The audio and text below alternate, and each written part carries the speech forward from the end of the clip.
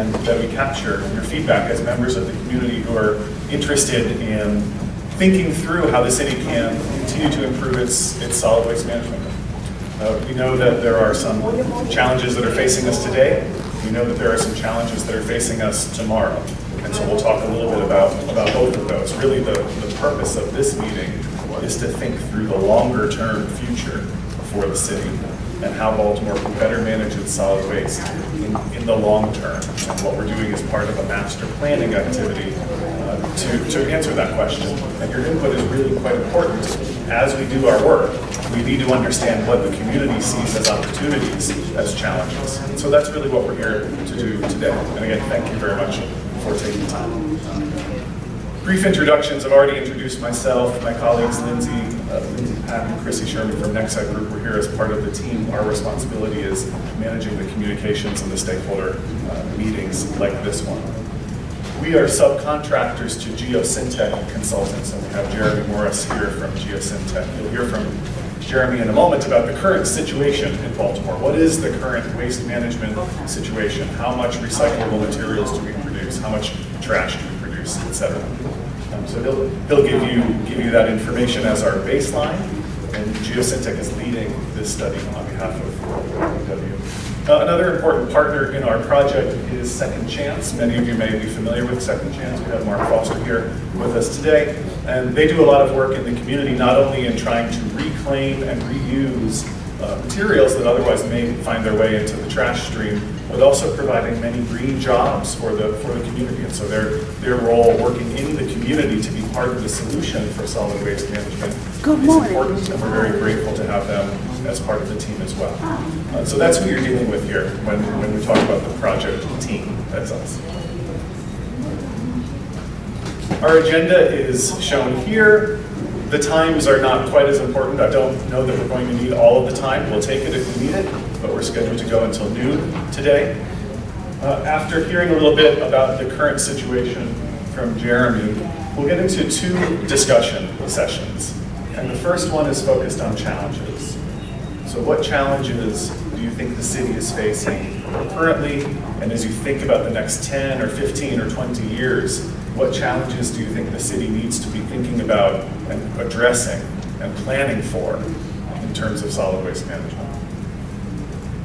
And then the second main question is, what options should we be considering with this study?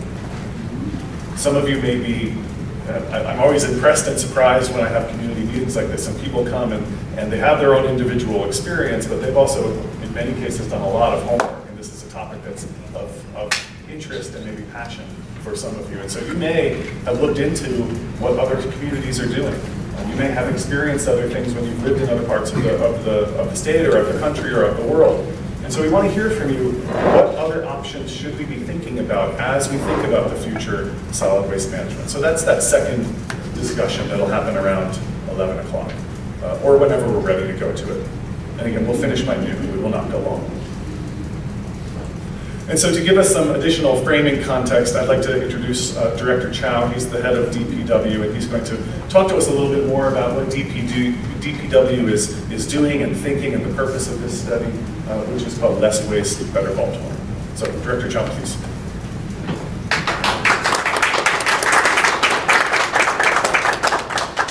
Thank you, Ross.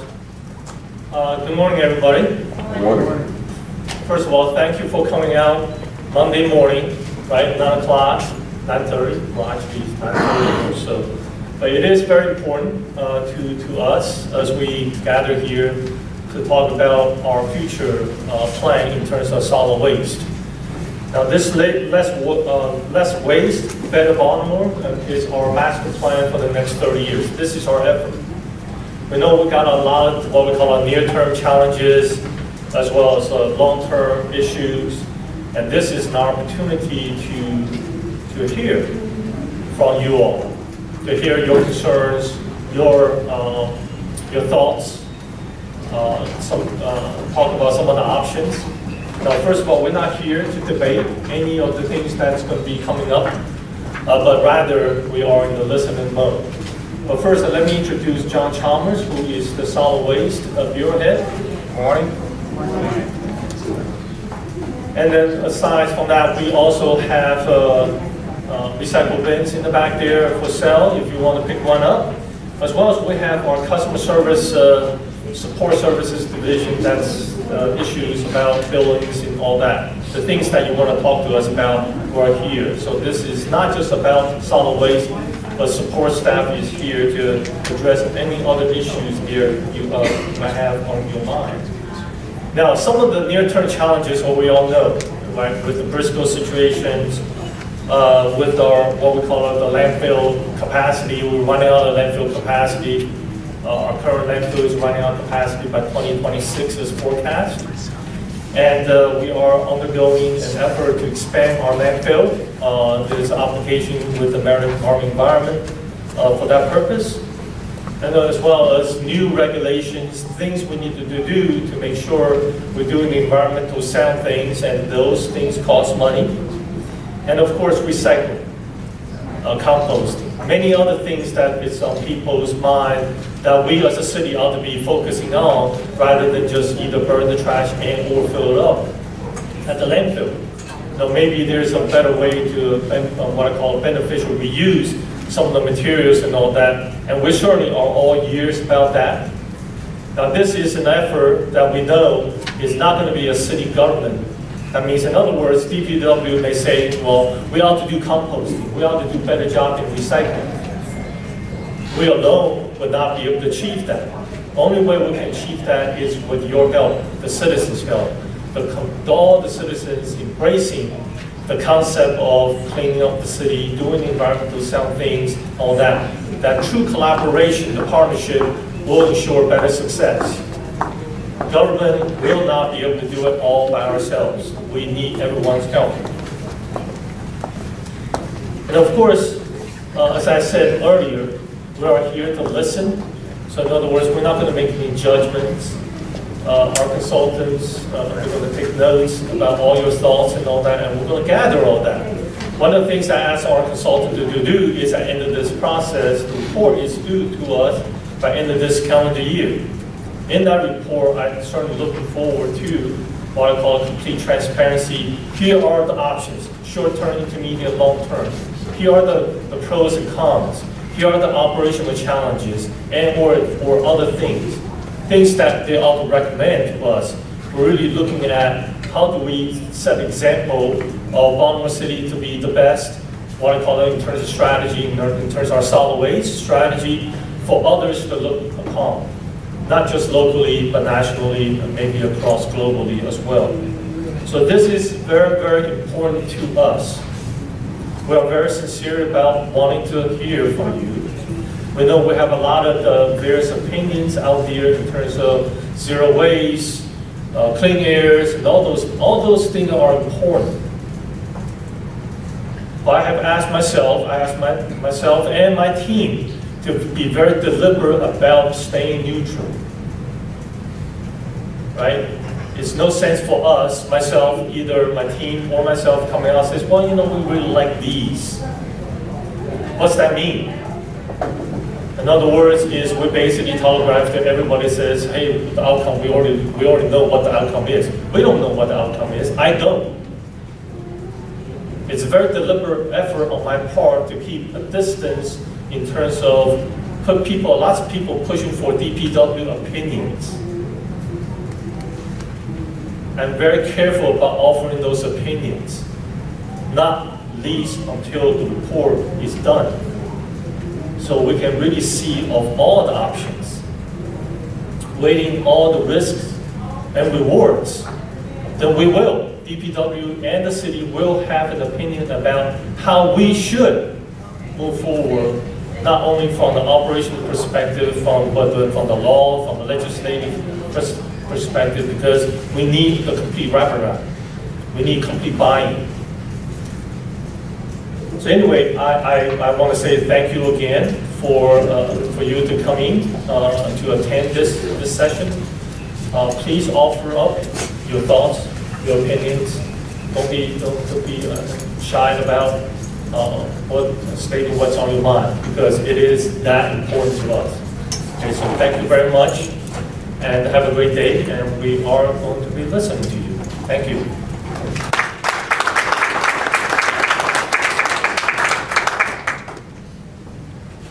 much, Director Chow. Excellent. So, we've said this a couple of times. I'll just say it one more time so that we're quite clear. What's the goal of this meeting? It's to share our ideas and to listen to all of you through an open and transparent process. And so we're grateful that you took time to come here and do that. We need you to contribute. We need you to speak. If you're not comfortable speaking or you do not wish to speak, there are also yellow cards and pencils on the side table. And you can go over and grab a card or grab a stack of cards and write as many specific comments as you wish, and you can hand them to me or my colleagues or leave them on your chair. And we'll gather information through both the comments that you make and the written feedback that you provide to us. We'll capture everything. We're capturing everything we hear at all of these public meetings, and they will inform the work that we're doing. So that's the goal of why we're here and why I appreciate you taking the time to do this with us. This is a forward-looking plan. It says there through 2040. The director said it's our 30-year vision, so it's quite long-term.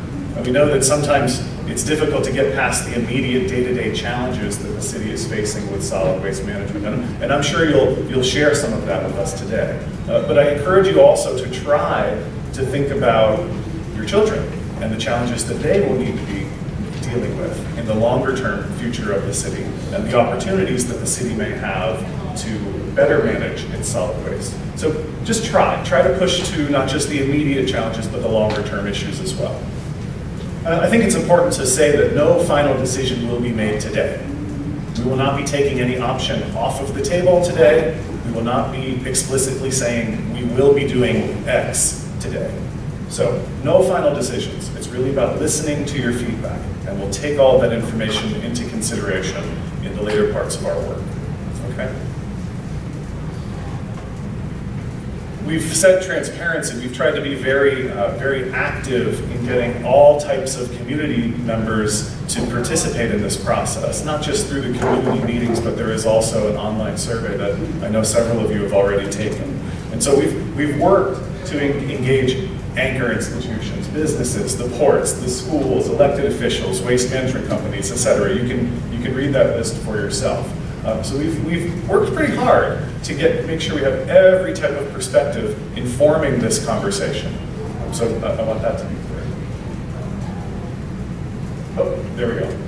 And so as we do our meeting for the rest of the morning, I'm going to ask you to try to listen to and adhere to a couple of pretty straightforward ground rules.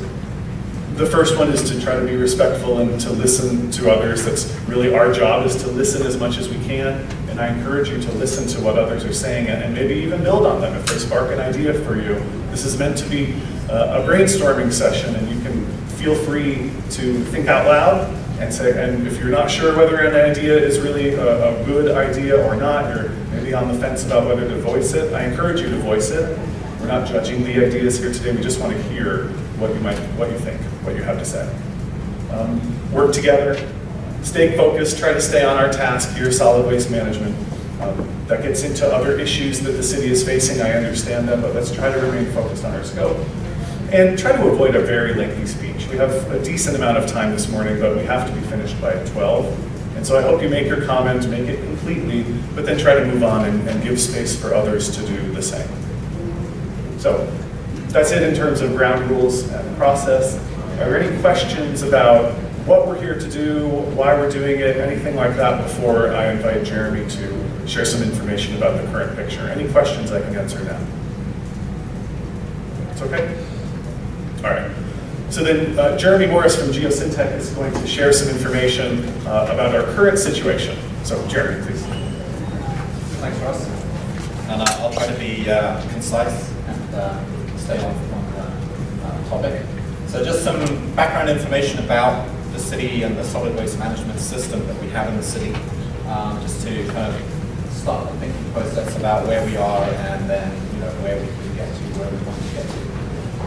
Three important components of this study are presented here, which are part of the fact sheet and other information that's been available online. So, as Director Chow mentioned, the city has a landfill. The landfill is rapidly reaching its permitted capacity, so they are undergoing an expansion. But having disposal capacity where we can send our trash is an issue that we need to be looking at as part of a long-term planning process. When we're looking 15, 20 plus years into the future, we want to know that we've got somewhere to send the trash that we generate. At the moment, Bresco, the wheel-aerator waste energy facility in the city, plays an important part in our disposal system. But that facility was built in 1985, so it's coming up on being 35 years old. In 20 years' time, it's going to be 55 years old. When we're looking at a long-term planning study for the city of Baltimore, we want to think about whether we really want to be relying heavily on an increasingly aging facility or whether there are other alternatives that we should be thinking about in terms of waste disposal. And then the third issue, which really is where we're hoping to get a lot of input from the public, is recycling. Everything that we can recycle, repurpose, reuse is trash that doesn't have to go for disposal. So everything we can do in that regard helps us save landfill capacity, helps us reduce our reliance on Bresco. And we know that our recycling rates are amongst the lowest in Maryland. The state does a pretty good job of comparing all the jurisdictions in a fair way. And our recycling rates are pretty low. So there are other communities in Maryland that are doing better than us. And so we can probably learn something from them and increase our recycling rate. So just an overview then of this project. It's a master planning effort to identify what programs we might be able to implement in the short, intermediate, and long term to reduce the amount of waste that we're generating, maximize material diversion, reuse, improve our recycling rates, and part of that then is going to be identifying what the best options are for the materials left over that we can't recycle. We have a multi-step process for executing this plan. At the moment, we're still in step one, the information gathering stage, which this meeting is an important part of. Hopefully people can hear me okay. So as part of that, we're looking not only to get input from stakeholders and the general public, but we're also doing some benchmarking against other jurisdictions, looking at what other communities around the country are doing. We're looking at internationally what communities in Europe and Asia are doing to address this kind of issue. And then we'll be bringing all of that information together and performing an analysis in conjunction with what we know about Baltimore's existing situation to develop some alternatives for what we could do next. And then the final stage will be putting a plan together and making some recommendations to DPW. So the process is intended to take the rest of this year. We should be, by the end of 2019, in a position to be making some recommendations for the system. So just a little bit of background about our solid waste management and recycling system and how it fits into the context of recycling in Maryland and recycling in general. Recycling in Baltimore is regulated under the Maryland Recycling Act.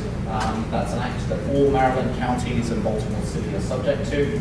And they've established a goal for the city of 35%. So MDE, the Department of the Environment, says that we should be diverting 35% of all the waste material we generate to recycle.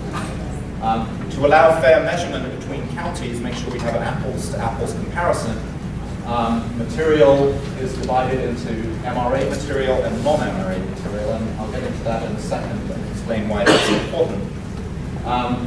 But the average MRA recycling rate in all Maryland counties in 2017, the last year that we have complete data for, was 45%, and we achieved 24%. So we're significantly below the state average in terms of recycling the materials that MDE counts towards our recycling. So the MRA is somewhat complicated in that it divides materials into those that count towards our recycling percentage and those that don't count. And the materials that don't count towards our recycling percentage, we still recycle those. We just don't get credit for them, we don't get measured for those. So the materials that do count are the things that you would expect: paper, cardboard, plastic, glass, metal, things that you put in the yellow container that goes out for once a week curbside collection. Compostable organics, yard waste, food scraps, etc. also count towards our number. And then there's a whole host of other materials that the Department of the Environment tells us that they're going to count towards recycling. And in 2017, we counted tires, textiles, wood, batteries, and other materials towards our MRA recycling number. So just as importantly, what doesn't count towards MRA recycling is a whole host of materials that we actually recycle quite a lot of. Antifreeze, waste oil, concrete, construction debris, scrap automobiles, scrap metal, sewage, sludge, soils, etc. And the reason I bring this up is how and what you measure is important, not only when we're comparing how we do with other Maryland counties, but also if we compare how we're doing with cities and counties in other parts of the country or internationally. So for example, San Francisco reports a recycling rate of 80%, which sounds fantastic, and we're at 24%, and how can they be doing so much better than us? Well, part of it is how you measure. If we measured San Francisco's recycling in the same way that we do, their recycling rate would be about 47 or 48%. So still very impressive, but nowhere near as impressive as it sounds when we just look at the number that's reported. And the reason for that is they get to count a lot of these materials towards their recycling number that we don't get to count. So let's just take a quick look then at our waste generation. What are we generating and what are we currently able to recycle? And how does that break down between MRA materials, the stuff that we do get to count towards our recycling number, and then everything that doesn't count? So as a city, we generate 1.3 million tons of waste per year. So if you put all the material together and measure it, that's what we generate. About 2/3 of it is non-MRA waste, and 1/3 of it is MRA waste. Most of what DPW handles directly, residential waste, falls under the MRA waste component. So of that, 320,000 tons is trash that needs to go to disposal. About 90,000 tons is recycled, and a further 33,000 tons is recycled through an organics management system. So that's yard waste, food waste, and other materials that get recycled through composting. On the non-MRA side of things, we generate about 411,000 tons of material that goes to disposal, but we recycle over 500,000 tons of material. So we don't get any credit in our recycling number for that 500,000 tons there. We only get credit for what we measure on the right-hand side here, relative to how much trash we generate on that side of the graph. So if we look at that in a bit more detail, of the 440,000 tons of material we generate, 72% of it is trash that goes to disposal. About equal quantities of that go to the city's Quarantine Road landfill, that's the city-owned site, and half of it goes to Bresco. The remaining couple of percent goes somewhere else that we're not exactly able to track within the city. Some of it might go to disposal facilities outside of the city, which we don't measure directly. We recycle 90,000 plus 33,000 tons, which combined brings to 122,000 tons. And that's the number that we're using to calculate our recycling number for the city. So, here you can see that certainly there's room for improvement. There's a lot of material in that orange trash bar that we should be able to move over to the blue or the green bars. But this is only 33% of the total waste that we're generating in the city. And if we look at the composition of the materials that we do recycle, things that you would expect, we recycle a lot of paper and cardboard. That's the predominant material that we have nowadays as we live in the post-Amazon world. As I like to say, people are increasingly shopping online, getting materials delivered to them in cardboard boxes. So as you would expect, the amount of cardboard in our recycling stream is going up. And that's something that we need to think about because experts tell us that only 15% of retail occurs online at the moment, but every year that increases. So if we're looking long term about recycling, the amount of paper and cardboard that we're going to generate as more and more people move to online retail is going to be something that we need to think about. Apart from that, there are other materials that we recycle: plastics, metals, glass. We do about 25% of our recycling is in the form of composting of yard waste and other organics. But certainly we know there's a lot of organics and food waste in the material that's going for disposal. So we could probably add quite considerably to that portion of the pie chart if we decided that was something we wanted to do. So looking then at the other side of the graph, the non-MRA side of the waste stream, which is the majority of the material that we're generating. So that's 925,000 tons of material almost, of which we recycle over half as non-MRA recyclables, and we'll look at that composition in a second. In terms of the trash that's disposed of, over 400,000 tons. Just over half of that goes to Resco, and the rest of the material goes to Quarantine Road landfill. This looks like a lot of material. A lot of this is soil, and the landfill actually does a pretty good job of reusing that for on-site road construction and daily cover of the trash and things like that. So although that material is counted towards disposal, quite a lot of it is actually used in landfill operations. And so it's actually, in terms of the true disposal, the number is a little bit lower than that. But it's a lot of material, and again, there's a lot we could do to get material out of that orange trash bar and across over into the blue recycle bar. So if we look at what that non-MRA recyclable material looks like, the vast majority of it is construction and demolition debris, and institutions like Second Chance I think do a good job of helping the city towards that, as do other small haulers and contracting companies. Soil is reused in a lot of places. We have scrap metal, and then sewage sludge and other materials are recycled. The city has a partnership for anaerobic digestion called Sewage Sludge with a private company, and that material is reused as agricultural compost. So that's what we're doing on the side of the bar where we don't get any credit. We're not measuring any of this, and it doesn't contribute to our reported recycling number. But we still do it, and it's over 500,000 tons of material.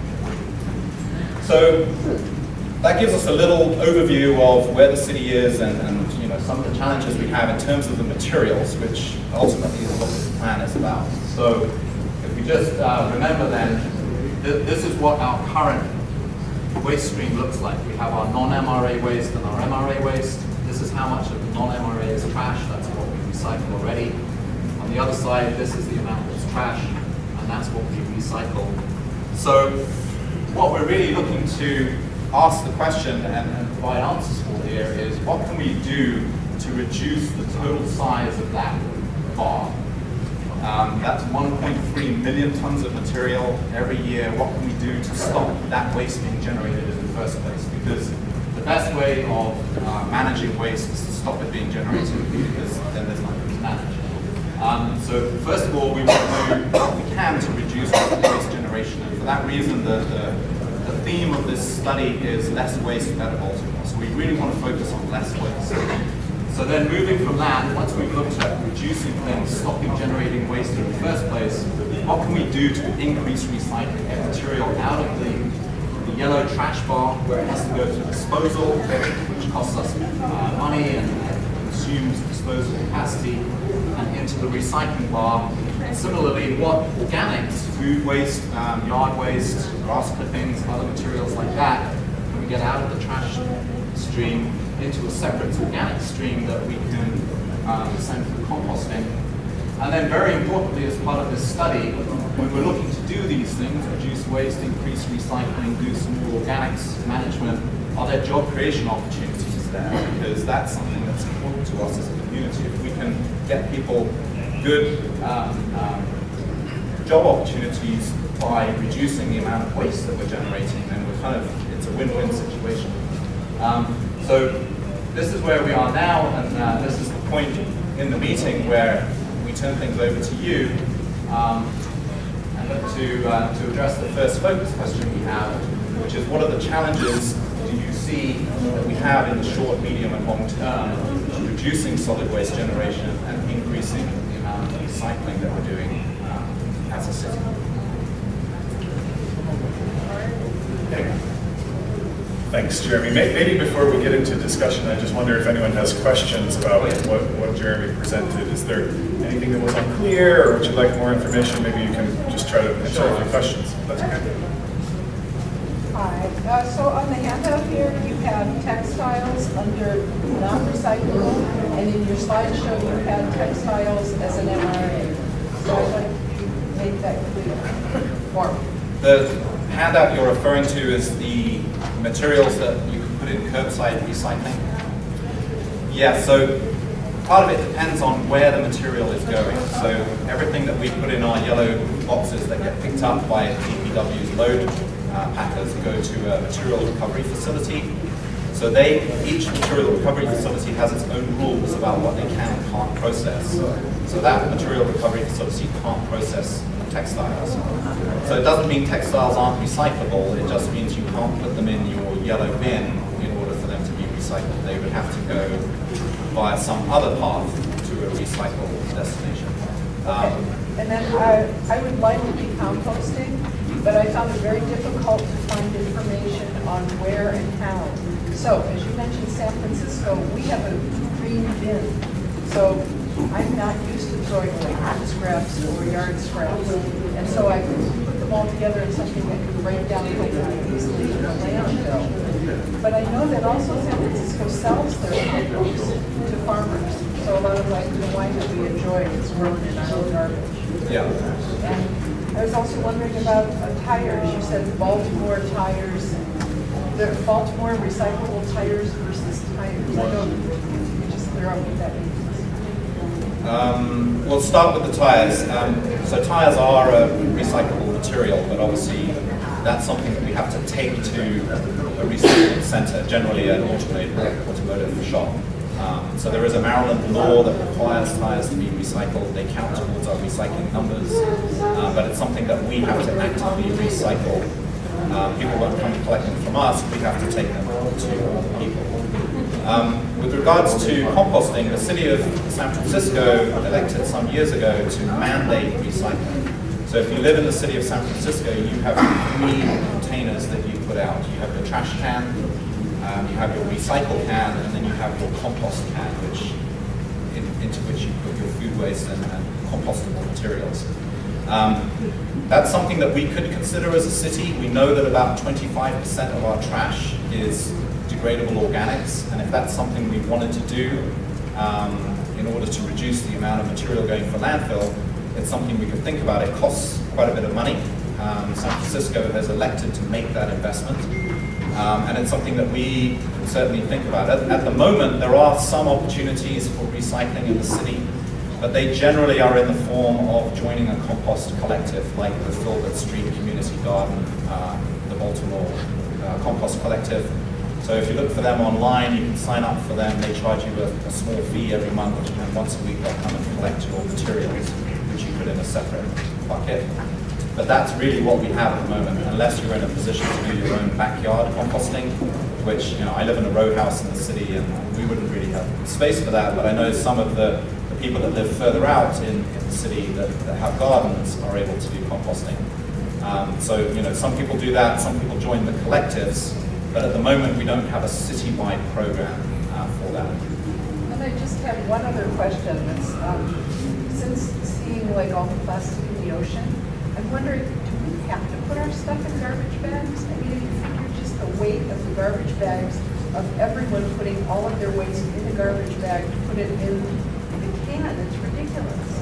And Yeah. It's like, it's created garbage, it's a created industry. It's not necessary, it didn't used to exist, so.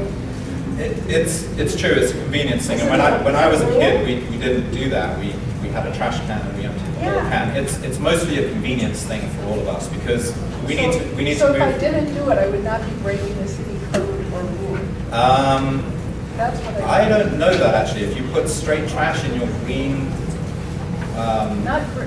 in your green cart, I honestly don't know if that's a rule or not. Most people elect to do it because we need a way of moving the trash from our kitchen trash can to our outside bin. And so having to tip that out, most people would rather lift the bag out. Well, but I honestly don't know the answer to that question. Maybe someone from DPW could let you know whether you can just put straight trash in your green container. Thanks. if somebody does know the answer, we'd be happy to have it. No, I just want to make sure we're just asking Jeremy clarifying questions on the information that he presented. We'll get into talking about ideas that we have. I appreciate the one you just shared.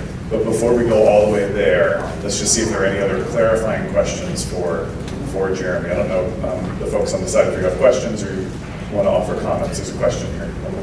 The 2026 landfill projection, is that with or without the incinerator? That's with the incinerator. So that's assuming business as usual in terms of how much material is currently going to the incinerator. What about the incinerator shut down? It would be, well, if all the material then went to Quarantine Road, it would be considerably less. So if the incinerator shut down, you know, the city would very quickly need to look for alternative disposal. Sorry? Do you know where the landfill would fall? Filled without the incinerator? Because it seems like it's doing about 50%. It's doing 50% of what DPW collects, yeah. But there's the material that DPW collects, and then there's everything else that's generated in the city. So DPW handles about 200,000 tons a year, mostly as residential curbside collection. But there's 1.3 million tons of material that get generated in the city. So actually, the vast majority of material in the city is not handled by DPW. It's generated in the private sector, and it's disposed of by the private sector. So at the moment, a lot of those commercial collection trucks take their material to the incinerator. If the incinerator wasn't there, they would then have to take their material somewhere else. Maybe to Quarantine Road landfill, but also maybe to a private facility, which there aren't in Maryland, so it would mean having to take it to Pennsylvania or Virginia. But they would look to send it somewhere else, and they would adjust their pricing. Is this the time to discuss the incinerator, or is that going to wait? We'll talk about challenges and opportunities in a minute. I just wanted to see if there's anything that Jeremy can clarify. Before we move to another question, the gentleman in the back has an answer about the trash. Yes, my name is Terrence Brown, the DPW liaison, and I just wanted to quickly touch on the lady's question about the trash bags, and it is a requirement to have a trash bag. Thank you. You can get biodegradable trash bags, so maybe that's a halfway point. Those can be exposed to sunlight to biodegrade once they're covered. Right. The gentleman here has a question. I would like to know how the best way of getting some bulk trash removed from the neighborhood. Oh, I mean, that's a very specific question that I think someone in DPW would be a better place to answer than me. I would hate to get it wrong. There are people here that can certainly provide you an answer to that. So if anyone here can yeah, the gentleman in the back can speak to you about bulk trash removal.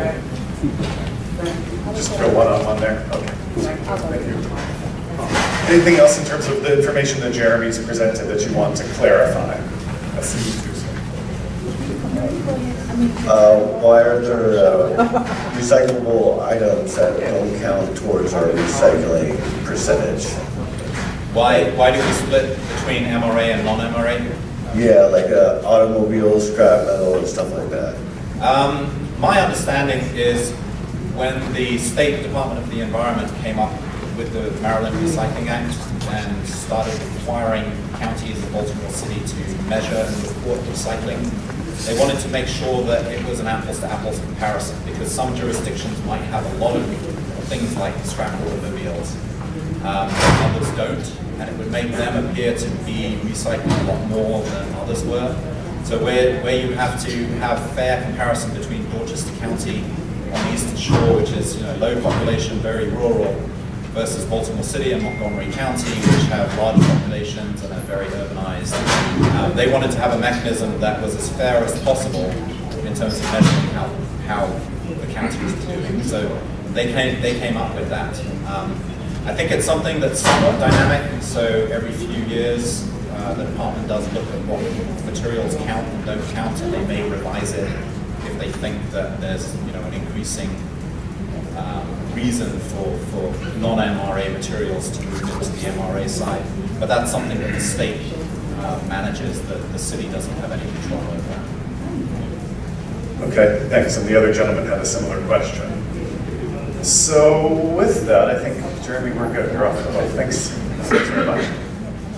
Okay, so now I'd like to invite you all to comment on the question that's shown here on the screen, which is, as we think about reducing the overall size of that bar that Jeremy talked about, and growing the blue portion on recyclables, and growing the green portion around compostables, and shrinking the orange portion around trash, MRA and non-MRA, and creating jobs along the way, what challenges do you anticipate us running up against? What do we need to think about? Where do we have to find solutions? What are the problems that we're facing as we think about that future? That's the question on the table. You can come to the microphone and offer your comments. You can raise your hand and I'll run over to you. You can grab a yellow card and write down your ideas and hand it to us if you prefer not to speak. Many ways to answer this question. Now's your chance. So we'll start with the gentleman over there, please. My name's Tom Riley. I'm a designer, writer, and futurist. I've lived in the Hunting Ridge area of Baltimore for about 40 years. I'm offering myself here as a local resource. I work big picture, and you're trying to get it down to your little part. Well, first, I want to say you're part of the solution. You need to make sure that you understand that. But if you're not within the big picture, then people aren't going to understand that. I have a big project on how do we get people into things like this without trying to scare them to death. Normal approach now, and grossly ineffective. If anybody's interested in the big picture, how to get people involved in this stuff without scaring them to death, I have time. Okay, thank you, sir. Thank you. Other challenges, maybe I'll come to the back and then we'll hear from you, sir. Hi there. Excuse me. Hi there. Thank you. I had a specific question kind of about recycling. I'm not sure where the DPW folks went, but I think, thinking that you have to actually go out and buy a recycling bin is not provided. That's kind of, seems like, right. How do you incentivize folks to do something? Then thinking specifically about schools too, and I'm not sure where DPW went, but specifically I don't think schools, at least the schools that I've been in, like they get their recycling picked up, so it's walking and seeing public trash cans without public recycling bins, and trash cans are full of bottles. But if you don't have a recycling bin, people aren't going to recycle. And the same thing with school. You see all the trash cans filled with bottles that could be recycled, and the school manager says, oh yeah, we don't get recycling picked up. So thinking about that service isn't provided for free, and obviously that's difficult to do, but people aren't going to recycle if there aren't recycling bins out, or if the recycling isn't coming to pick it up. So thinking that kind of, getting back to the question. So I'll talk to you about that. Let's hear from the gentleman over there. Please, sir. Good morning, everybody. My name is Andre Robinson. I am the co-chair of the Community Development Committee for Marble Hill. And in terms of the subject here, in terms of challenges, I think there are two sort of major ones. The lady mentioned collection is a problem. I have been trying to get a trash can at my house for a year. I've ordered it 5 times. The number means nothing. So essentially I had to send someone down to buy the recycling bins. And so for about 25 months, I've been trying to get 2 blocks of, I'm sorry, that's wrong, 25 weeks, 2 blocks of Stoddard Alley cleaned on a regular basis. So none of my neighbors are recycling. I have the only recycling cans on a whole block that faces 2 streets, McCullough and Druid Hill Avenue. I have the only cans. So that means that all of the recyclables are going in the trash. So I collected a little card from you up front that said there's a $50 fine for quote-unquote you. But the landlords are supposed to be providing cans per unit, at least 1 can for every unit. There's 7 trash cans in my alley. There should be 30, according to the population that's on that street. So that's number one. Our collection is not good. So we'll never get to examples in other places like, Kamakatsu, I believe, in Japan, where they have like a zero waste plan for 2020, because they do 34 sorts at the citizen level. So the residents are not engaged in anything that you're talking about. They throw their trash out in plastic bags. The rats go through the plastic bags in about 16 seconds. As you know, they'll chew through concrete to get to food. And then the illegal dumpers, which is also the second part of the challenge. These neighborhoods are starting to experience kind of house-by-house restoration, which starts usually with an eviction, and they go to the next block at night and push that trash out into the alley, and then the neighbors throw the trash on top of that. And literally, it has taken since September to get that alley clean.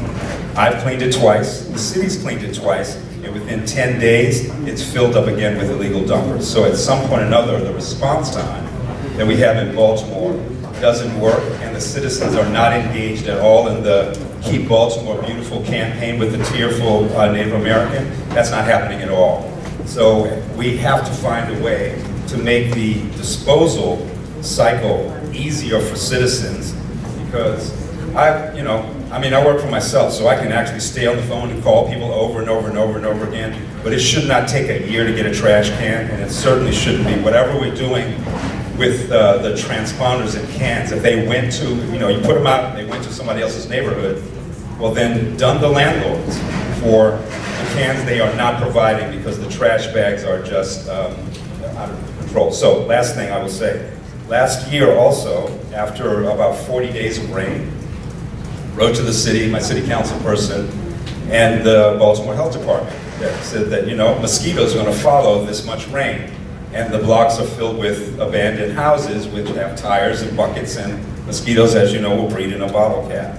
So they said, great idea. And I said, let's hire the kids in the neighborhood and train them how to get some of this bulk waste out of the houses.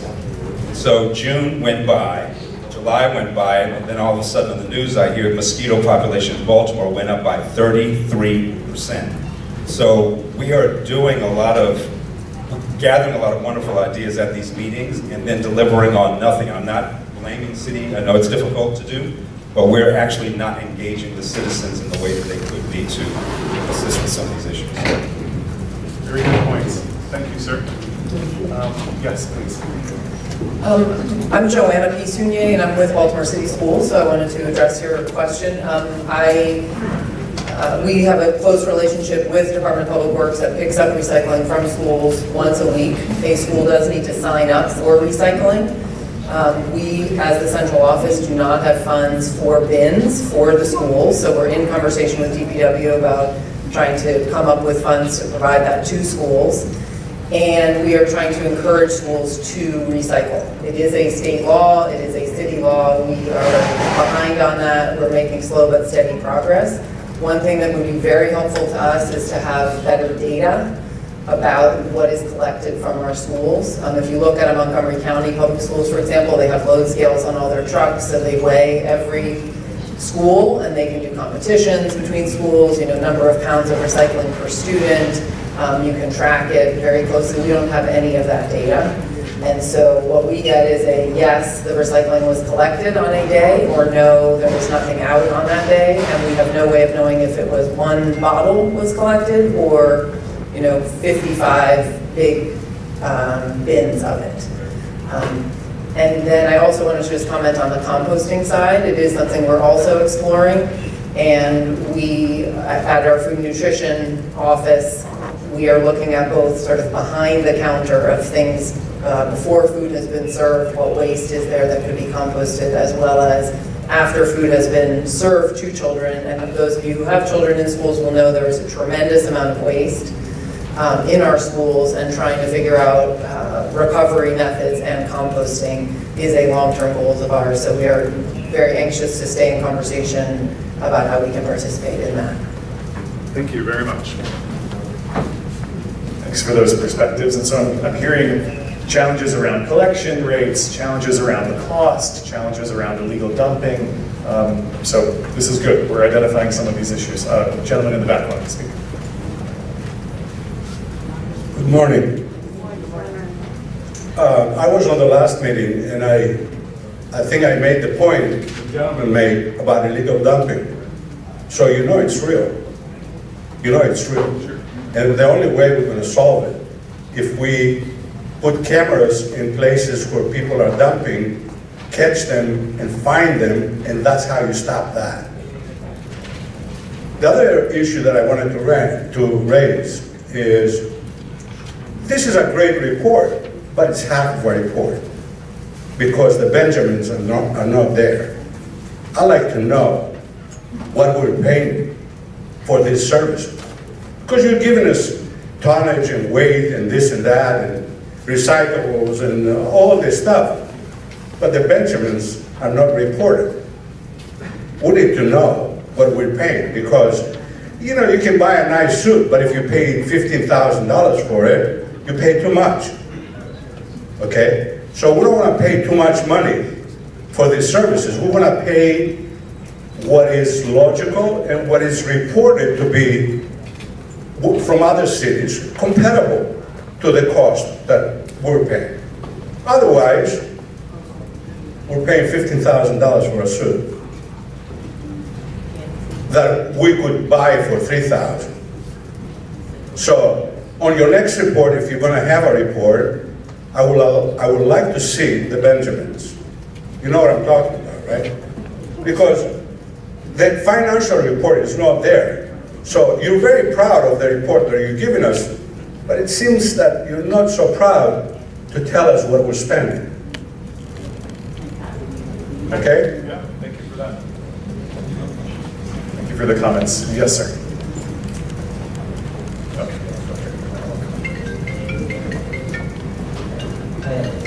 Comments about, first of all, how do we make recycling profitable? What challenge is that? What incentive is there for anybody to recycle? I know there are some communities that actually have problems with scavengers going around to collect recycling from people's porches, garbage cans. These are in societies or communities that have profit.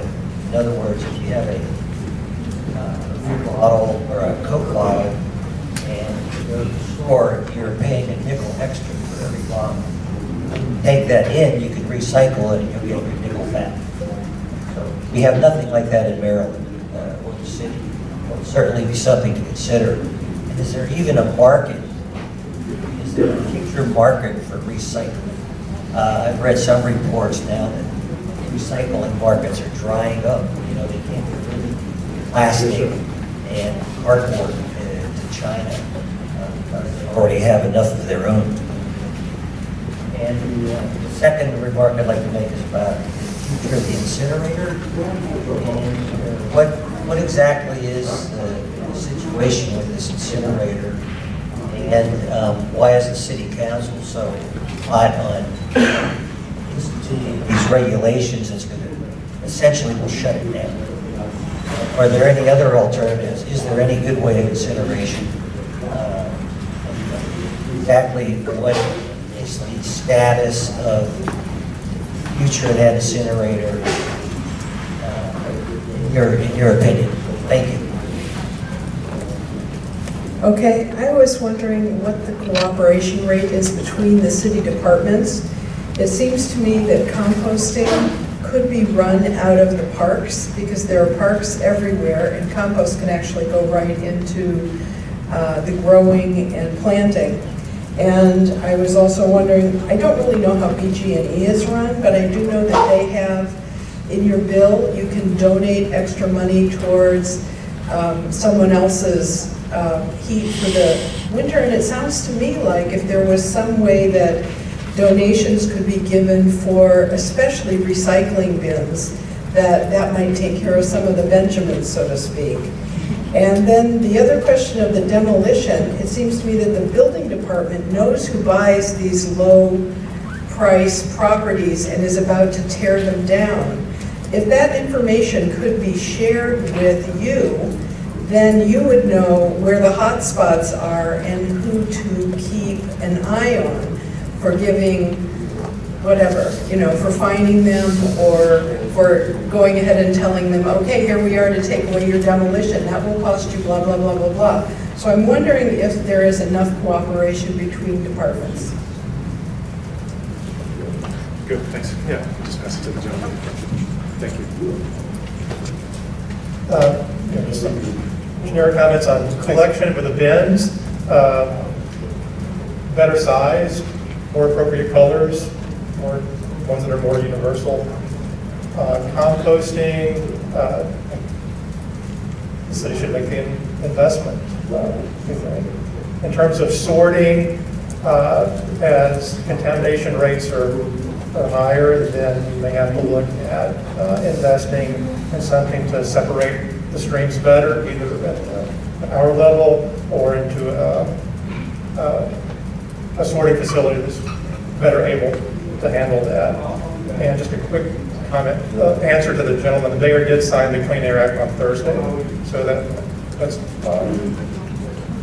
whatever the dates are, but that's a start, I believe, January 1st of 2020 is when the first regulations kick in. Okay. Thank you for that. I'll come to you, sir, and then I'll come to a friend at the front. Other challenges? Well, I don't really have a challenge, but I wanted to suggest, maybe has it been suggested, that in part of the equation, your organization reach out to the local waste haulers, local waste recyclers, to get their input, more from a business standpoint, and advantages to being in the city. I know our facility, which is about 5 miles from here, is looking at how we can work with the city on illegal dumping in West Baltimore. So this is something that I took that into consideration. Okay. And there could be some business solutions. Okay. Thank you for that thought. Up here in front, do you have other challenges that you'd like to share? I'm not sure if I'd say they're challenges, but here, lived in another city, lived in a few other cities, and I just want to support the gentleman that says about the plastic bottle waste, which is terrible on our environment all across the board. Why in Baltimore, where there are people who could benefit from the 5 cents that we throw away all over the place, why isn't there a system? I've seen them work in other states, other cities, very well, and not helpful. But the other thing is, if you talk about future, where does Port Covington and the huge, just imagine that to be such a huge impact on the city, because it is in the city, and you're talking about future and being able to manage waste. And how is that huge corporation organization factored into the solutions? Because that's, I feel, is going to be very problematic. Thank you for that. Hello.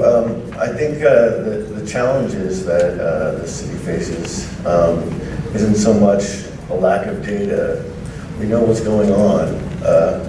We can see cities around the world, what they're doing. Is the challenge is implementing and investing in these new practices to divert stuff from the landfills. Okay. Yes. Hi. Just to jump on what everyone else has been saying, I think one of the biggest challenges that I anticipate is really the cultural change and the education that needs to undergo. And this is, I'm not thinking that this is DPW's purview by themselves, but the question is, how do we as citizens not use so much? How do we buy our food effectively? Can we think about growing our own food in our communities? How do we get restaurants not to use so many plastic utensils and, give you 25,000 napkins when you're doing a takeout order, or not even doing takeout orders? So I think that one of the biggest challenges is how are you going to educate the public? I'm her friend. We're all friends. I know. One of the things that I was really disappointed in was with the last mayor. She had a chance to ban plastic bags. And how do I put this delicate? She said, well, it's going to be a burden on the poor.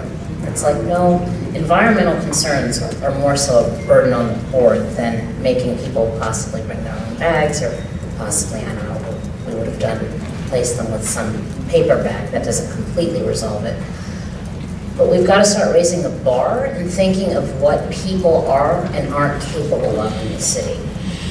I know that there's poverty, and I know that there's with that comes a low level of education, and with that also comes sometimes just a sense of, where's the priority for somebody who's living hand to mouth. But we've got to stop coddling that and move forward. And like I said, plastic bags should have been banned 3 years ago. And I also feel that I'm curious what not the department, but what we do as a city, I guess working with, I don't know, maybe the police department, but with fining. I mean, aren't there fines that aren't even being enforced? So those are two things. We've heard about enforcement a couple of times this morning, especially with illegal dumping, but more generally, perhaps that's an area for improvement. Yes, sir. I would add also just generally, the old adage about not letting a crisis go to waste, I think is really, really important in this moment. This is a very relatively poor community compared to the rest of Baltimore. Some places it's extreme. Many of the children in this community are begging at corners to wash windows. They can, which I don't need 5 times before I get on the highway. But they're begging for food, not for Nikes. They're begging for dinner. And so what I was proposing before, that why aren't we creating squads of, not that I want all of our children to become custodians, but essentially when you're moving people towards ownership in a community, once they've cleaned that block, they're very unlikely to actually trash that same block. It's mostly people transiting through our communities that trash it. But there are also no trash cans in this community. So there's one outside of this building, and I'll challenge you. You can go like 20 minutes before you see another one. So you're actually asking someone coming from the plethora of corner stores and the 59 liquor stores we have within a 15-block area to take a sticky bun wrapper home. It's ridiculous. So I think that at some point or another, it is a combination of all the things that people are mentioning, that some of it's incentive. If I can take it back to a place where I can take my food waste to the corner and put it in a row of bins, then that would seem to make it easier on DPW. But also that you're using code enforcement with the right people. The landlords, again, as I said before, really are the ones that should be paying this fine, not the people who, a box of contractors' bags is $25. That's dinner. You're not going to get them to do that versus eating. So we need to actually look at how can we make more local solutions happen for folks. The other caveat is just on the number of meetings. This is the second and last meeting? This is the second, this is the second of the first 2 meetings. Then we're going to take what we learned from this, combine it with the analysis that Geocentric is doing, then there will be 2 more public meetings. Those are in May, I believe, scheduled in May. And there's also an online survey. Having 50 would be better, right? And it's I understand. Yes, sir. Just for the record, having a 30-year plan for a port city that isn't based on sea level rise is just nonsense to the point of denial. Thank you. Over to you in a moment. Other challenges that you envision? Yes, sir. Good morning, everyone. My name is Dewey Barksdale, and I'm here on behalf of the Franklin Road community. I have to say this, DPW has been working very hard, and we, as citizens, we have to be responsible. Now, if we really want to cut down bottled water and all that, you see this right here, this little thing, this thing will keep your water cold for 24 hours. It will keep anything hot for 18. So when you invest in something like this, it does help, okay? But the second thing when we talk about recycling, if you get a bin, get a lid. Your bin is no good without a lid. You know, it doesn't make sense. It's just like buying a trash receptacle. They buy a trash receptacle without a lid, what good is it? So we need to be responsible. I can't say everything is going to have to be on DPW because we have to step up our game.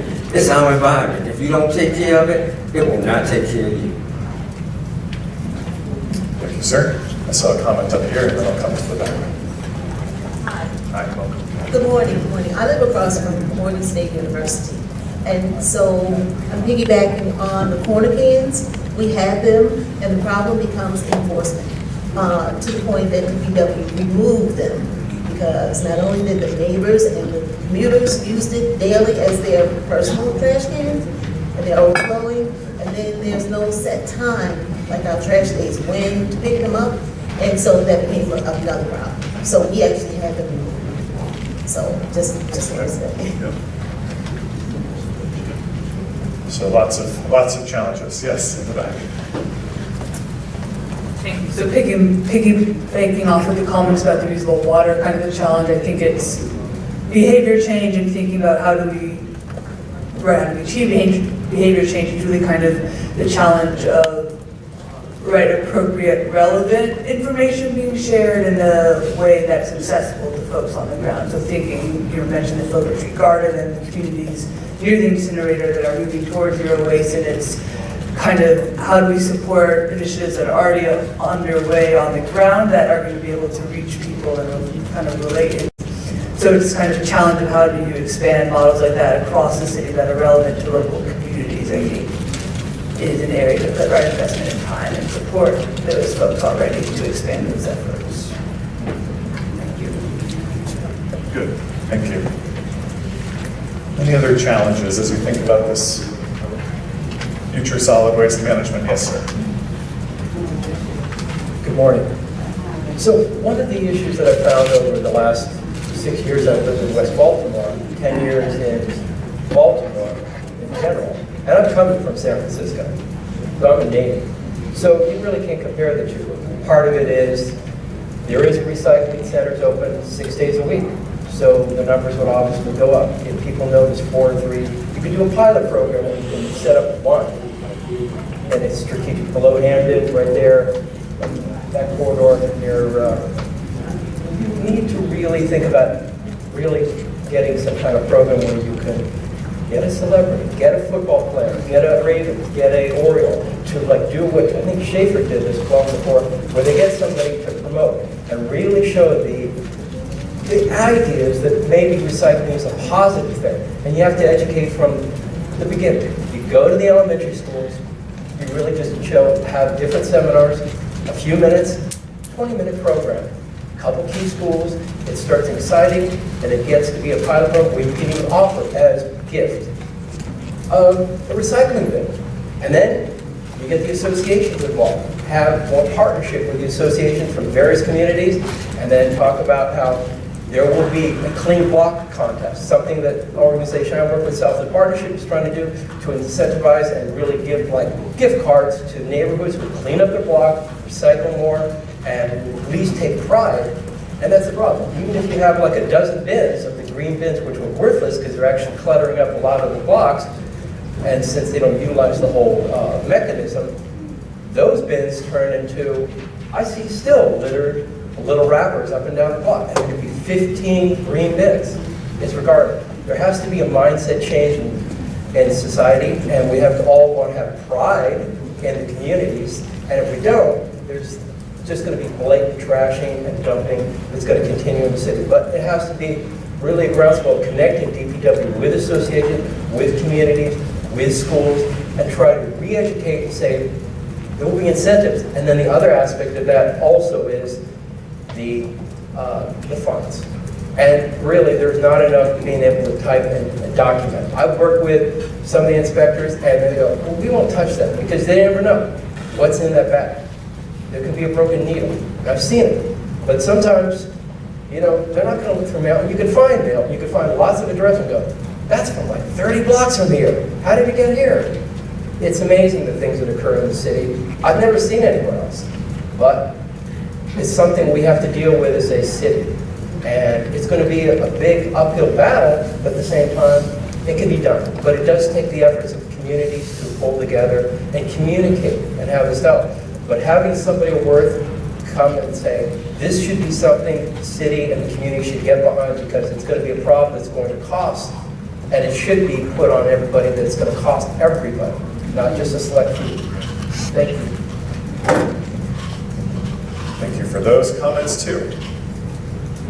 So it seems like we're starting to think about potential options and solutions, which is good, and we've talked about a few along the way. Some of the challenges that we've covered, I've just been trying to take quick notes, my colleagues are taking more detailed notes, but we talked about collections being suboptimal. We talked about the convenience and the incentives and making trash disposal and recycling convenient is important for it to be more successful. And right now that is a bit of a challenge in some parts of our community. We talked about dumping and enforcement. And that's been a topic at the first meeting and again today. We know that's a problem and we have to find solutions for that. Cost and affordability and connections to some of the comments around poverty. We know that some of these solutions will cost money. And there was a call for more transparency about the potential cost of these solutions that we might consider. But we know that there's no free lunch. On the other hand, some of you see potential for business opportunities in creating some jobs and in working with the local businesses working in this space to see if there's some interesting new ways to set up incentive systems so that we can be more successful here. We talked about improving the cooperation across different city departments that may be part of the broader solution. And so DPW working with Parks and Recs, for example, on composting might be one partnership, and you can probably imagine others that could be strengthened. And then a lot of our comments are around kind of community and cultural change and the education and the awareness and the engagement that we need to create among our local communities to all be part of the solution.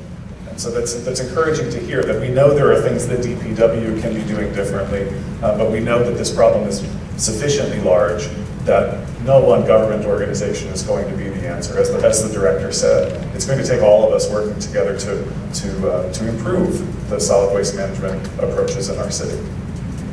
So let's talk about that last point here. This last question for our time together is, what other options should we be considering? And we've talked about some already here, so that's good. But now I invite you to offer up any other potential options that you could think of for making the city cleaner, to do a better job with managing our solid waste, not just today, not just next week, but in 15, 20, 30 years. Right? The gentleman talked about sea level rising as a long-term trend that may be relevant. Are there others that you think we should be thinking about as we think about the long-term future of the city? So what do you think about that question? That's the question on the table. I think the main thing that would connect some of these threads is a public service kind of campaign that enabled people to see what the whole stream is. Right now, a lot of the information that is available should be on a dashboard, and it's actually rather difficult to get to if you are not a digital native. So tooling around inside of 311 and whatever the other the city's responsive platform is for the citizens, it's really actually not that user-friendly. And I'm not selling services, I'm just saying it's not that user-friendly, so you can take that on. But I think a public service campaign that really built on some of the other ideas where you bring the citizens in, the incentive, unfortunately, is a very subjective thing. It's quality of life. What does that mean? We get the sense that Baltimore is a filthy city compared to other cities that I've been in that aren't necessarily in better financial condition than we are. I was in Chattanooga, there was no trash anywhere. And I was like, how did that happen? They said, well, we pick it up.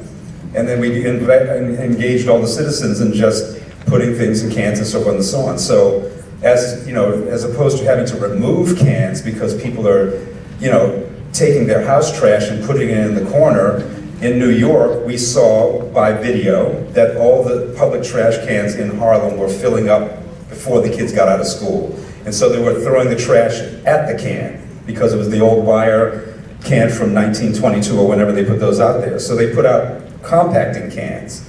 And they did, for the most part, start to put stuff in there because the can wasn't full when the kids got out of school. So sometimes it's simple things that we could be using technology better for to engage the citizens. We have a lot of young people that come here for their education, and they're visitors, and we haven't really made a safe and attractive place for them to come and stay. So I think that we could actually pull in a lot of these ideas and work with the citizens more, and then make DPW's job a lot easier.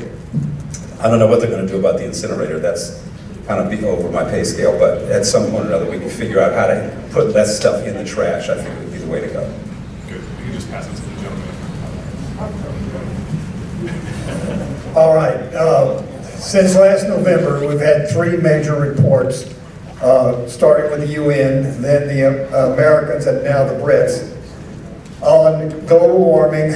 And clearly, the only thing that will avert catastrophe is to have a major effort worldwide, at least equivalent to the actions exhibited in World War II.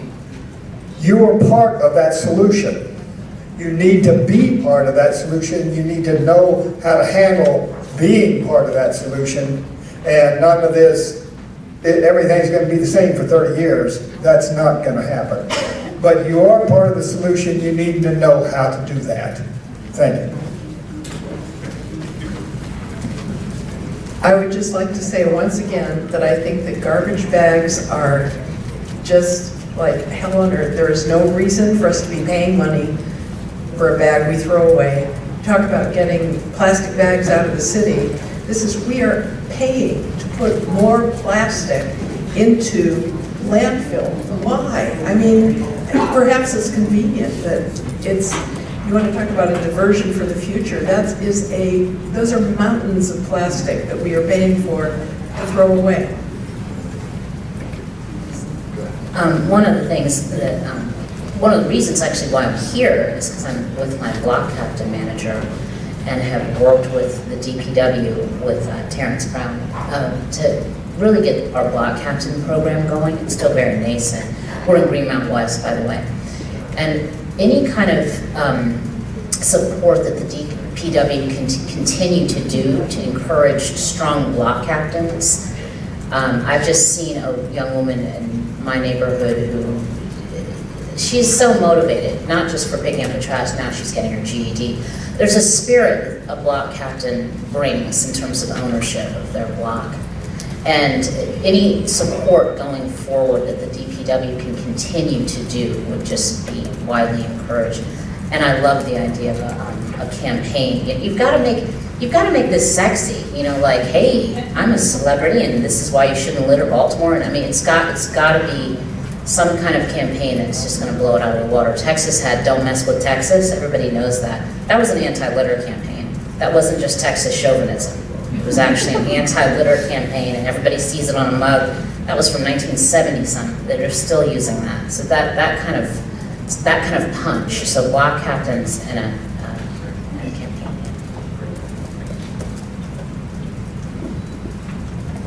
You know, I heard someone else say it, but I think we need to start with the kids in school. We have our young kids in school. We don't have a program to tell these kids, do not litter. I mean, I think it's really simple to put something in a school, to have a little program that starts with the young kids. Like my wife said, we live across from Morgan. We have a problem with these old kids that are littering. I had the president of the university in my home to discuss the littering and the disrespect for the communities surrounding the university, and he told me they're kids, they're children. I mean, this is not right. I think we failed our children when we not told them not to litter. I mean, in the past we had things where only dope smoked dope and all those things. Kids remember those things. My own children, you know, I walked with my son from taking my car to a repair shop. We stopped, he was young, at McDonald's. We walked down past the golf course and we walked along. We were just eating and talking. We get about a mile down the road and I'm like, where's your container? He said, I dropped it. I made him walk all the way back and we picked up every piece of trash along the way. And right now, my kids do not litter, any of them. You know, so I think we need to start with the children. I mean, because the parents are already out there. We can't change their mindset. but we can change the children. Thank you for that, sir. Going forward, I live in a community on the outskirts of the city, but we definitely are in Baltimore City. Our challenge right now is that we have developers who think our part of the city is so nice and they want to come and build. And I want to know, I mean, there's been such an uproar in the city, in our community, because people have thought about the trash.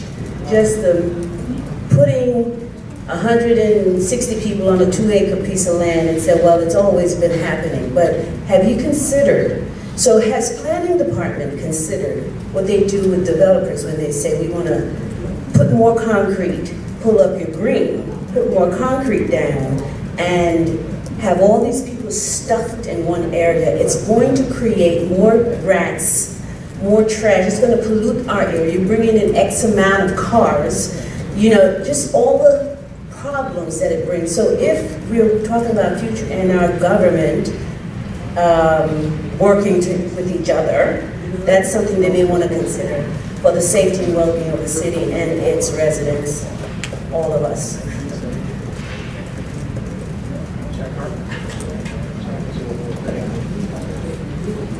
Thank you. Other options to consider? If people notice that the trash on the street is mostly food containers that are perceived to have no value.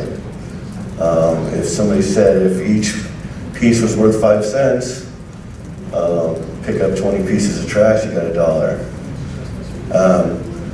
Not only that, but there's a program, Adopt a Lot program here in Baltimore, where empty lots, instead of filling with trash, could be parks and gardens.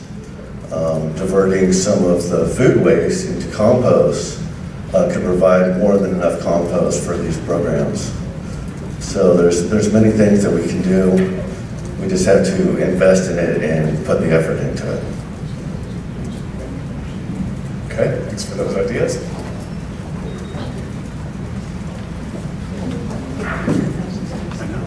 Sorry, there's one other thing. I know that all neighborhoods don't have alleys, and so some of the trash that's collected is in the front. But if Zika comes to Baltimore, it's going to come to the alleys. These alleys are actually filled with all kinds of things collecting, it's mosquito breeding ground. But also the opportunity back there is that you have a lot of technically arable land in some capacity that you could actually start to grow things and solve some of the food issues. I grew so many tomatoes last year, I had to start throwing them away because I couldn't find anybody that wanted to eat them, and I didn't have any place to set up any canning. But if I had tomatoes and somebody else had celery and somebody else had something else, we could actually share that. But there actually needs to be a fair amount of weed, tree cutting that happens in these alleys as well. They are actually, once they're abandoned, they just fill up with all other kinds of, and so the weeds themselves are actually causing all kinds of other issues. And I don't know, whatever that tree is, I haven't figured it out next door, it drops something all year long. And it's actually uprooting the concrete in my yard. So I have to it's gonna be like $7,000 worth of work to get rid of that tree in an abandoned house next door to me and repave the stoops that lead down to the basement, the steps that lead down to the basement. So it's going to require a fair amount of heavy equipment to do that because you just can't go back and slash it. But I think particular attention needs to be paid to the alleyways in the city so that we actually look at how to recover. That faces 2 streets, right? You get Druid Hill Avenue and you get McCullough by just moving up Stoddard Alley, which is why I wanted to concentrate on it. But I'm just saying that at some point, some judicious greening could also happen in the alleys, which actually give us an opportunity to share space with our neighbors across the alley. Yeah, I just want to piggyback on that. Recently, there was a study done in Philadelphia where blighted row houses that were boarded up, and the city took an effort, and community too. They cleaned it up. Crime went down about 20 to almost 30% in 2 weeks. So these things are all interconnected. Nobody's surprised at that here. Everybody's aware. But all this needs to be, there needs to be warning signs that are actually put out to the communities. and just was recently put out to landlords, that there's expectations, there are rules, the guidelines, and there, as you point out, DPW and the city has a lot of laws on the books. They don't enforce the garbage law. You know, I realize there's a shortage of inspectors, but a lot of them just drive by really fast, they'll take a quick picture, and they're out of there. And these are the guys that are actually working through DPW. And like, I'm not sure how long, and they go, you get into dialogue with them, and you go, yeah, that's about my only gig, I'll go back to the office. It's like, I don't know what they're spending in the field, but there's not a lot of eyesight, except for community people. But really, again, incentivize the community more so to be involved, because it's their skin in the game, whether they live there. It's like quality of life is a key element to long life in this world. And if you look, and everybody knows the demographics, that in certain zip codes, you can go west, and all of a sudden people live 20 years less than people that have lived a little bit in the middle of town. So these things affect us, whether it's the water, whether it's the incinerator, quality of the air, and that's immeasurable, that it's actually contaminating more people. So this is not a foolproof measure. This needs to be addressed too. So all of these things, we need to come up with some better future. And the city ultimately should be much more forward-thinking. And whether it's the mayor and it's a political dialogue, there has to be, they need to jump ahead and try to get ahead of this, instead of just like going incrementally and saying, like the governor, we'll get to this stage by 2030. It's not good enough, but it takes the communities and the citizenry to actually empower and make this happen. But I don't think the measure which is brought up about as far as our ecosystem in the whole world, that we're fully aware, because nobody wants to open that door because it's too big of a challenge. Really? So we have our lives, and those that have children and grandchildren, it's their lives that really are at stake. And that needs to be a measurable consideration of the campaign, that what are we leaving our kids, our grandkids, in trash, debris, air quality for the future. Thank you. Thank you. Okay, other ideas we should consider in how we address our solid waste management challenges. I sort of just have a question. Do you have a way of sort of see something, say something, do something? So that, is there a reporting mechanism? I know that some cities have a website. That's actually not going to reach a whole lot of people.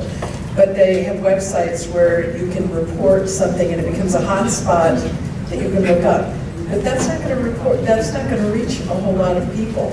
But do you have something that people, he was saying that there's no follow-up on the complaints because, for whatever reason. What reporting mechanism do you have? Well, maybe someone from DPW in the room could answer that question about reporting mechanisms and see something, say something, do something ideas. I don't know the answer to what Baltimore has in place right now. I don't know if anyone in the room does, but we'll see if we can get the answer to that question. Certainly that as an option to consider is a user-friendly, accessible way to let people report problems and then have action taken would be, is noted. Thank you. Other options we should be thinking about? Other things you've seen work, you've read about in other communities that you think can be successful here in Baltimore? Other possibilities? There's no bad ideas here, we're just sort of brainstorming about how we can do better with solid waste management. We've covered a lot, so if we're done, that's okay. We've covered a lot of ground here today. But I want to make sure you have the chance. My comment would be automated trash collection trucks that have elevators, pickups, so forth. They gave us these fancy new trash containers in the city, but they're still emptying them by hand. I know it's difficult. There are challenges with city architecture and streets and narrow alleys, but maybe in areas where there's more space available, like in the row house areas, they could consider using some of these trucks, which actually facilitate separation of recyclables, composting, and trash, and that would it also alleviates the need for trash bags. Thank you. Thank you. Yes.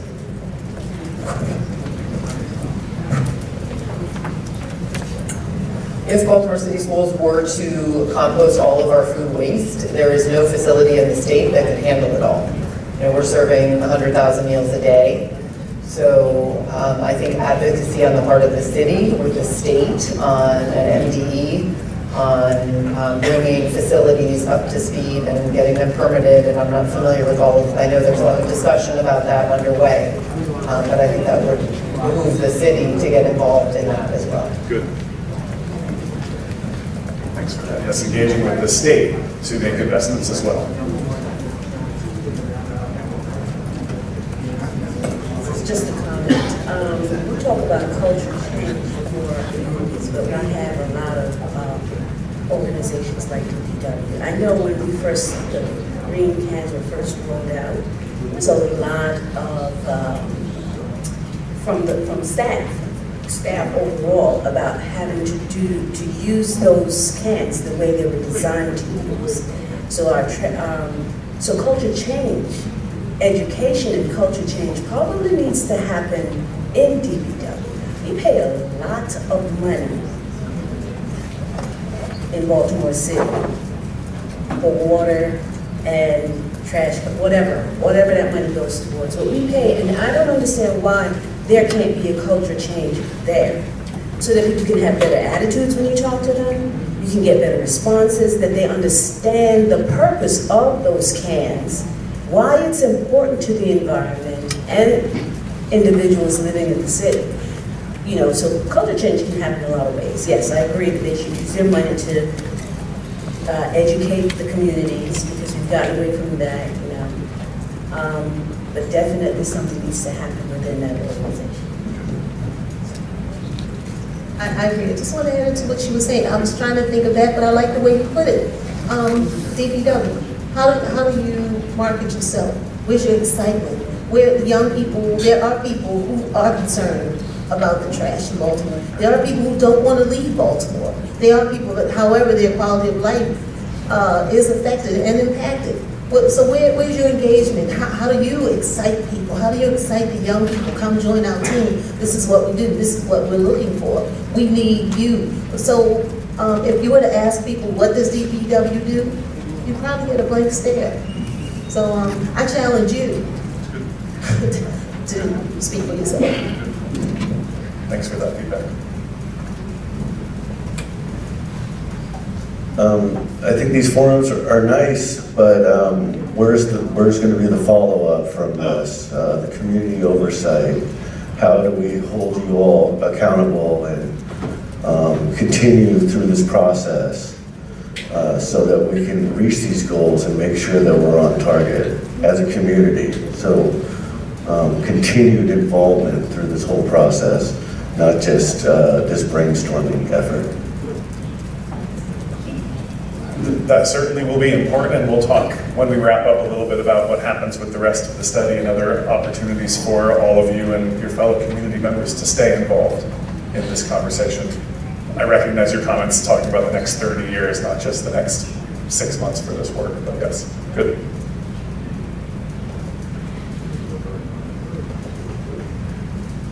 Other ideas? Yes, sir. I'm going to slide back a little bit to the complaint side for a second. So I'm on 311, which I've had for a little while. I'm trying to order a trash can one more time, right? And guess what's not an option on here? Ordering a trash can.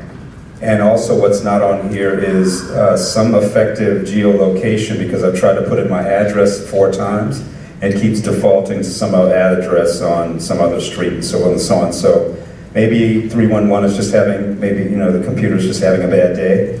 But there's some things that are really like simple to do that I think sometimes when we invent them, we forget to go back and just review the user experience on stuff. So just, you know, I mean, I know 7 times trying to get a trash can seems like maybe that's small on the list of problems, but it's an annoyance. So just something to check into. The city's new 311 app is worse than the old one. The old one, you actually could see the progress because you can go over. easily can see, you don't have to like, oh, I'm gonna take that tracking number, the SR number, and like, I have to actually go punch it in. Before it was like, log all your, I got like 150, and go, okay, I got 150, I can go back, close, close, close. Oh, close it without any action. And now you gotta like, do all this, it's like, you gotta do slide, you gotta like, do research, it's like, they made it so it's almost like, they don't want, the system doesn't want you to really be able to follow, so. Right. It's kind of annoying because I think a lot of people have this issue. How many people use the 311 issue? How many people have had problems with it as of like? Mine is not loading pictures. Yeah, the picture issue, like. So there's issues with the 311 system broadly, is what I'm hearing here. Yeah, in fact, it freezes and actually just like, oh, I can't complete the actual. Okay. Other ideas for consideration here? You look like you're mostly pretty done, but maybe there's a couple more. Keep it going a little longer. So going back to solid waste management, diversion options, and thinking kind of zero waste in the city has made that pledge, but not necessarily the action plan. And kind of, I would kind of suggest considering options, looking at institutions in this city, some of which have already committed, some of which are at waste diversion rates like 77%, and kind of what role can institutions play, and again, making this realistic across the city and different levels. But kind of thinking the city's made this pledge, but I don't think the action plan's out yet. And I think again, we have small scale communities who are kind of moving towards that direction and being able to kind of really get the folks on that same level, and also the larger institutions and government, how can government achieve zero waste, and thinking with the future and climate change, that's kind of the only way forward. And so just kind of more emphasis on zero waste. Good. Emphasis on zero waste and then engagement with the large institutions in the city to see what they can do within their boundaries as part of the answer. Good. Anything else, folks? I don't want to keep you if you're done, but I also don't want to close off any discussion. So if you have other ideas, now's a good chance. If you're done, there's still plenty of opportunities for you to provide input. So we'll get one more, and then I'll talk about those other opportunities. If we were done, I probably would not have brought this up. But it seems to me that this is one of the most sports-oriented cities I have ever been in. I don't know anyone who does not have a Ravens jacket, doesn't know who Michael Phelps is. And if you could get some of those people doing the big dunk of trash, I can't imagine anything that would be sexier in this city than one of the sports people. And I think they would probably do it. Great. I'm going to very quickly pick up the sports comment. I mean, something like Ohio State, their stadiums have a reach zero waste model. So maybe it's reaching out to Ravens, Orioles, having your stadium into that, get your players on board. So.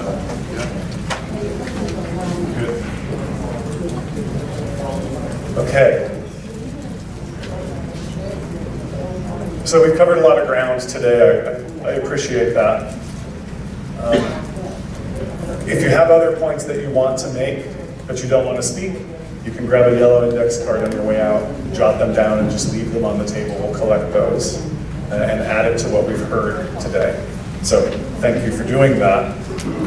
Here's what happens next. So Jeremy and our team, we will work together to compile everything we've heard today, everything we've heard from the earlier meeting we did a couple of weeks ago, and all of the input from the online survey. We've received, I think, more than 1,500 responses to that survey, so it's good. The community is engaging in this activity, and so we're gathering an awful lot of feedback, and many of the points that we touched on here today we've seen in those survey responses, and we've seen in the other dialogues. So continue to do that. If you have not yet completed the survey, it's there. I think we may also have paper copies right there on the table. If you just want to take a minute and do it quickly yourself now, you can do that. The survey is closing on March. They're waving. My colleagues are in the back waving a sign at me, looking anxious. I think that's a typo, and so the survey is closing on March 12th, not May 12th. So that's what, next week, tomorrow? I don't know what day today. Okay, the survey is closing tomorrow. So that's, sometimes deadlines are good, right? So if you haven't yet done that survey, please do so. Share it within your community listservs and other organizations to get as much input as you can. And I feel like we've already been pretty successful with this, but there's a little bit of time remaining. You can also always contact us via email at the website or at the email address that's listed there. As I mentioned, we'll have 2 additional community meetings in May, and those meetings will be a little bit different, where we'll have done a fair amount of the work with considering different options, and we'll be sharing that back with you and giving you a chance for feedback and reaction.